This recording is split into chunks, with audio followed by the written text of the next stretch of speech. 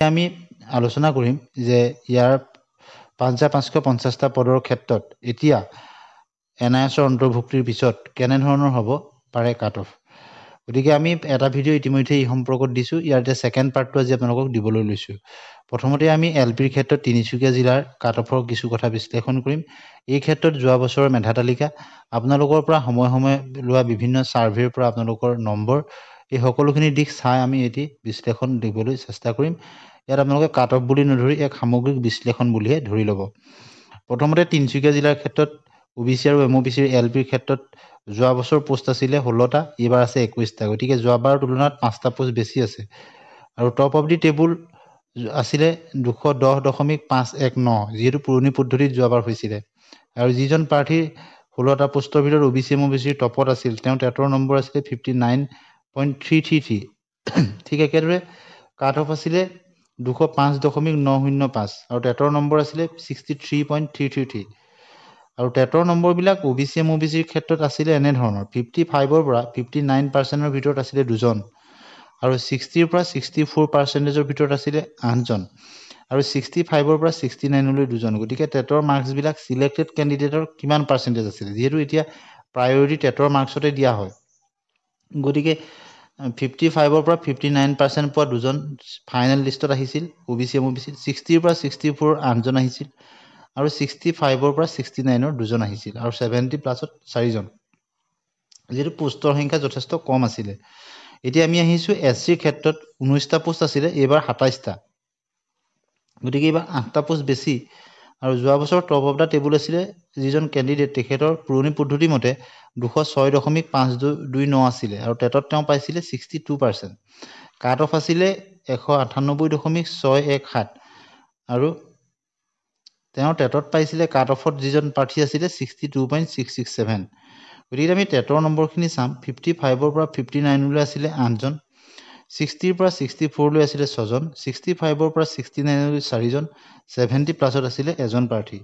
গতিকে SCৰ ক্ষেত্ৰতো আপোনালোকে দেখিছে 55ৰ পৰা 59% পোৱা প্ৰাৰ্থী বেছিভাগ নিৰ্বাচিত হৈছিলে। আৰু ST প্ৰিন্সৰ ক্ষেত্ৰত 9টা পোষ্ট আছিলে যোৱাবাৰ, এইবাৰ 2টা পোষ্ট বেছি, 11টা। এতিয়া টপ অফ দি টেবুল আছিলে 196.871, আৰু টেটৰ নম্বৰ আছিলে 56%। কাট অফ আছিলে 189.533, আৰু টেটৰ পাৰ্চেণ্টেজ আছিলে 67.333। আৰু টেটৰ নম্বৰবিলাক ST প্ৰিন্সৰ ক্ষেত্ৰত আছিলে এনেধৰণৰ: 55ৰ পৰা 59ৰ ভিতৰত আছিলে 4জন, 60ৰ পৰা 64ৰ ভিতৰত আছিলে 4জন, আৰু 65ৰ পৰা 69ৰ ভিতৰত আছিলে এজন, 70ৰ ওপৰত প্ৰাৰ্থী নাছিলেই। ঠিক একেদৰে আনৰিজাৰ্ভৰ ক্ষেত্ৰত যদি আমি চাওঁ, আনৰিজাৰ্ভৰ ক্ষেত্ৰত 48টা পোষ্ট আছিলে, এইবাৰ দুগুণতকৈও বেছি, 107টা পোষ্ট আছে। টপ অফ দি টেবুল যোৱা বছৰ আছিলে 238.833, আৰু টেটৰ নম্বৰ আছিলে তেওঁ 69.333%। কাট অফ আছিলে 208.738, আৰু টেটৰ পাৰ্চেণ্টেজ আছিলে 72.667। গতিকে এইবাৰ যিহেতু টেটৰ নম্বৰৰ ওপৰত গুৰুত্ব দিয়া হৈছে, গতিকে টেটৰ নম্বৰখিনি আপোনালোকে চাই ল'ব। এবাৰ 60ৰ পৰা 64ৰ ভিতৰত আছিলে 16জন প্ৰাৰ্থী নিৰ্বাচিত হৈছিলে। গতিকে আনৰিজাৰ্ভৰ ক্ষেত্ৰতো 60ৰ পৰা 64% থকা 16জন মেৰিট লিষ্টত আহিছিল। ঠিক একেদৰে 65ৰ পৰা 69লৈ 24জন আহিছিল, আৰু 70ৰ পৰা ওপৰত থকা 8জন প্ৰাৰ্থী আহিছিলে। এতিয়া আমি চাম টি টাইপছৰ ক্ষেত্ৰত এইবাৰ যিহেতু 20টা পোষ্ট আছে, গতিকে টি টাইপছৰ ক্ষেত্ৰত কিমান হ'ব পাৰে কাট অফ।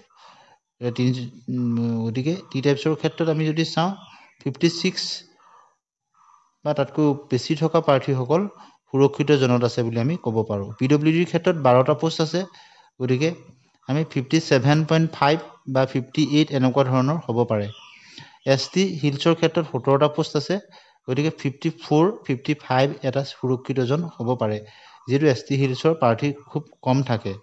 ST প্লেইনছৰ ক্ষেত্ৰত 11টা, গতিকে ST প্লেইনছৰ ক্ষেত্ৰত আমি যদি চাওঁ 58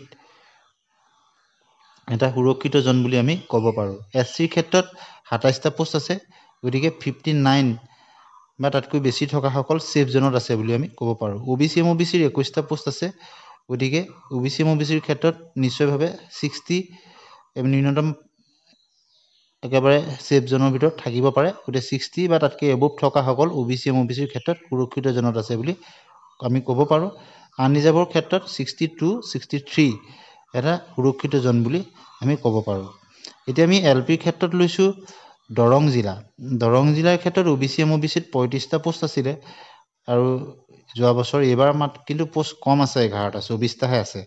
টপ অফ দি টেবুল আছিলে 223.683 আৰু টেটৰ পাৰ্চেণ্টেজ আছিলে 57.333। কাট অফ আছিলে 204.481 আৰু টেটৰ পাৰ্চেণ্টেজ আছিলে 64.667 আৰু SC ক্ষেত্ৰত 30টা পোষ্ট আছিলে যোৱাবাৰ, এইবাৰ আছিলে 16টা। গতিকে টপ অফ দি টেবুল আছিলে 212.100, টেটত আছিলে 62%। কাট অফ আছিলে 199.695, গতিকে 200ৰ তলত আছিলে কাট অফ। সেইটো এটা মন কৰিবলগীয়া কথা SCৰ ক্ষেত্ৰত। টেটৰ নম্বৰ আছিলে 62.667 আৰু ST প্লেইনছৰ ক্ষেত্ৰত 13টা পোষ্ট আছিলে আৰু এইবাৰ আছে 21টা। টপ অফ দি টেবুল আছিলে 214.800, টেটৰ পাৰ্চেণ্টেজ আছিলে 68%। কাট অফ আছিলে 188.738 আৰু টেটৰ পাৰ্চেণ্টেজ আছিলে 56.667। আনৰিজাৰ্ভৰ ক্ষেত্ৰত 25টা পোষ্ট আছিলে, এইবাৰ 6টা পোষ্ট বেছি আছে 31টা। টপ অফ দি টেবুল আছিলে 236.717 আৰু টেটৰ পাৰ্চেণ্টেজ আছিলে 68.667 আৰু কাট অফ 219.219 আৰু টেটত পাৰ্চেণ্টেজ আছিলে 63.333। গতিকে টি টাইপছৰ ক্ষেত্ৰত যি 12টা পোষ্ট আছে, টি টাইপছৰ ক্ষেত্ৰত আমি 57 বা তাতকৈ ওপৰত থকাখিনি সুৰক্ষিত বুলি ক'ব পাৰোঁ। ঠিক একেদৰে PWDৰ ক্ষেত্ৰত 58 প্লাছত থকাখিনি সুৰক্ষিতজন বুলি ক'ব পাৰোঁ, 10টা পোষ্ট আছে যিহেতু। ST হিলছৰ ক্ষেত্ৰত 56 এটা সুৰক্ষিতজন বুলি ক'ব পাৰোঁ। ST প্লেইনছৰ ক্ষেত্ৰত 59 এটা সুৰক্ষিতজন বুলি ক'ব পাৰোঁ আৰু SCৰ ক্ষেত্ৰত 60 এটা সুৰক্ষিতজন বুলি ক'ব পাৰোঁ। OBC MOBCৰ ক্ষেত্ৰত 62 এটা সুৰক্ষিতজন বুলি ক'ব পাৰোঁ আৰু আনৰিজাৰ্ভৰ ক্ষেত্ৰত 31 পোষ্ট আছে, গতিকে 65 এণ্ড এবভখিনি সুৰক্ষিতজনত আছে বুলি ক'ব পাৰোঁ দৰঙৰ ক্ষেত্ৰত, যিহেতু পোষ্টৰ সংখ্যা যথেষ্ট কম। এতিয়া আমি গোলাঘাটৰ ক্ষেত্ৰতো এটা আপোনালোকক কাট অফ কেনেধৰণৰ হ'ব পাৰে সেই বিশ্লেষণ নকৰি আমি পোনে পোনে কথাখিনি ক'ব বিচাৰিছোঁ। গোলাঘাটৰ ক্ষেত্ৰত টি টাইপছত 22টা পোষ্ট, গতিকে টি টাইপছৰ ক্ষেত্ৰত 57, 56.5 এনেধৰণৰ এটা যিখিনি নম্বৰ আছে তেনেখিনিক আমি ছেফ জোনত ধৰিব পাৰোঁ। PWDৰ ক্ষেত্ৰত 13টা পোষ্ট আছে, গতিকে 58 এটা সুৰক্ষিতজন হ'ব পাৰে। ST হিলছৰ ক্ষেত্ৰত 19টা পোষ্ট, গতিকে 55 এটা সুৰক্ষিতজন হ'ব পাৰে ST হিলছৰ ক্ষেত্ৰত। SCৰ ক্ষেত্ৰত 59, 60 এটা সুৰক্ষিতজন হ'ব পাৰে। ST প্লেইনছৰ যিহেতু পোষ্ট নাই, গতিকে বিশ্লেষণৰ প্ৰয়োজন নাই। OBC MOBCৰ ক্ষেত্ৰত 62 এটা সুৰক্ষিতজন হ'ব পাৰে আৰু আনৰিজাৰ্ভৰ ক্ষেত্ৰত 101টা পোষ্ট আছে, গতিকে 64, 65 এটা সুৰক্ষিতজন বুলি ক'ব পাৰোঁ। তাতকৈ বেছি থকা সকলটো সুৰক্ষিত থাকিবই। গতিকে আমি এইকেইখন জিলাৰ আপোনালোকক কিছু বিশ্লেষণ আগবঢ়ালোঁ। পৰৱৰ্তী সময়ত আপোনালোকে কোনকেইখন জিলাৰ বিচাৰে আপোনালোকে কমেণ্ট ছেকশ্যনত লিখিব। গতিকে আপোনালোকৰ কমেণ্টৰ ওপৰত ভিত্তি কৰি আমি কিছু এনালাইচিছ দিবলৈ চেষ্টা কৰিম। গতিকে আজি মূলতঃ এইকেইখন LPৰ ক্ষেত্ৰত দিলোঁ। পৰৱৰ্তী সময়ত আপাৰ প্ৰাইমেৰী আপোনালোকে কোনকেইখন জিলাৰ বিচাৰে আপোনালোকে কমেণ্টত জনাব। আৰু বিশেষতঃ LPৰ ক্ষেত্ৰত কাট অফ কিছু কম হোৱাৰ এটা কাৰণ হ'ল যে এইবাৰ BEdখিনি নাই আৰু লগতে আগত 2-3টা নিযুক্তিও হৈ গৈছে। গতিকে LPৰ ক্ষেত্ৰত কাট অফটো ভবাত গৈ